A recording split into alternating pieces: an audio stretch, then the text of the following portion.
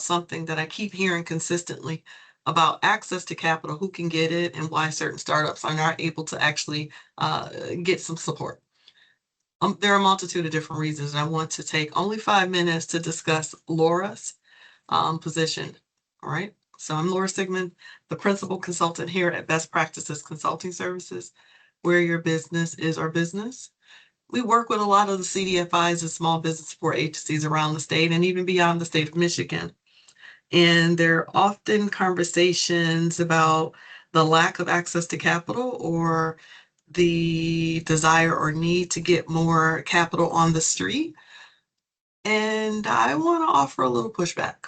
I'm very interested in talking about why there seems to be a disconnect between the startups unable to get the funding and the conversations about the perpetual need for the funding. If you were to do a quick assessment in the state of Michigan or Southeast Michigan, you'll find there are a number of agencies that actually put capital on the street. In addition to that, there are more than 46,000 fintech organizations that you could broker directly, even if you were doing the Afterpay or other, layaway version of debt access. So if so many exist, why is there then a conversation that says that there's a lack of access to capital? 46,000 that anyone could Google fintech and find out who they are and who they serve, how they support. Beyond Afterpay and all the others, you've got point of sale financing, you've got inventory financing, you've got equipment financing. So we know capital actually fuels the small business, right? Especially in growth mode. Who, however, funds the small business when they're in proof of concept mode? Majority of the agencies that we're looking at and we're talking about in this discussion are seriously those who support the startups. And they're in a bad position because they need to actually be able to qualify and quantify the quality of loan. And a little bit of that has more to do with who you are, you, the small business owner, right? So those are your levers. They're looking at you from a capital readiness lens, meaning the capacity to pay back the loan. From a relationship lens, what do they know about you, how you move, how you get down? And then they've got to be able to assess the risk. Not much more needs to be said about it. That is exactly what it is. Relationship, risk. What's the last one? Capital readiness. If we give you the money, what will you do with it? Do you exactly plan to deploy it the way you claimed you did in the application? And so here's my pushback. We need capital deployment that supports the proof of concept readiness. Yeah, right. That's the layer before the application to assess debt and the payback cycle and all the rest of it. I am not the person who supports grant everything. That's not.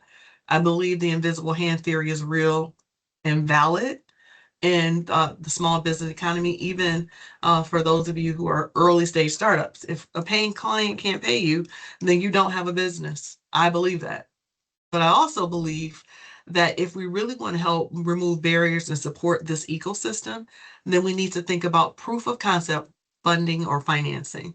Maybe it's a tutorial, it's a training mechanism, like what we do in the Flint Small Business Initiative, right? They go through our training program. We try to wrap more understanding around what's necessary for them to be a revenue generating entity. And we will provide access to capital in the means or way of paying directly for your legal registration, your legal support, getting your books caught up and up to speed, paying for your rent, paying for your equipment, buying your inventory, allowing you to do the pop-up, right? So we'll pay, document, look at your process, make certain that there's a perpetual business model and not something that just burns through that iteration or support, right? They're looking for that. So all of our ecosystem deliveries need to incorporate the proof of concept support. Beyond technical assistance, that's a talk at you or providing you your financial projections or making available websites and social media handles and all the bells and whistles that looks really cute. What we need to do is support you in converting customers directly, not indirectly. That way we can tell you and us whether or not this is a business that qualifies or fits the funding models that exist in our ecosystem. Even though most of them are not driven by credit position, they're driven about or around their tolerance, that's risk, your relationship with them, that's their understanding of how you get down, right? And then technically your financial readiness to service the debt. These are Laura's talking points around access to capital. If you're interested in learning more about how we can support you, either as a Kiva trustee here in Romulus or in our Flint market, you could also look at our business clarity class that will kick off this Saturday, which helps you to understand if you're capital ready fit and if you've got something that's go to market ready. And then you could also reach out to us through some of our partners like CBA Formula. CBA Formula is a nonprofit that does a lot of pitch readiness, helping you practice your process, get yourself ready. All of those are tools that can help support you. In our ecosystem, there is no shortage of access to capital. The question is, are you attractive enough for them to give it to you? Facts.